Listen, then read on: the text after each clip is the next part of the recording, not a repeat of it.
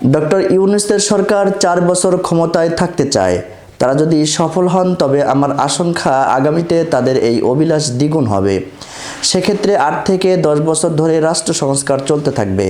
July August বিপ্লবের পর বিএনপির লোকজন মনে করেছিল তারা ক্ষমতায় এসে গেছে। এমপি মন্ত্রী হওয়ার দৌড় এবং এলাকার আধিপত্য বিস্তার এতটাই দ্রুতগতিতে হয়েছে যার কারণে ইতিমধ্যে বহু বিপত্তি ঘটে গেছে।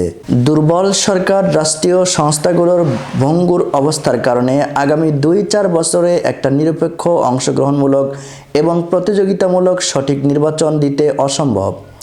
সুতরাং উল্লেখিত অবস্থায় নির্বাচন হলে ৩০০ আসনে বিএনপির দখলে থাকবে।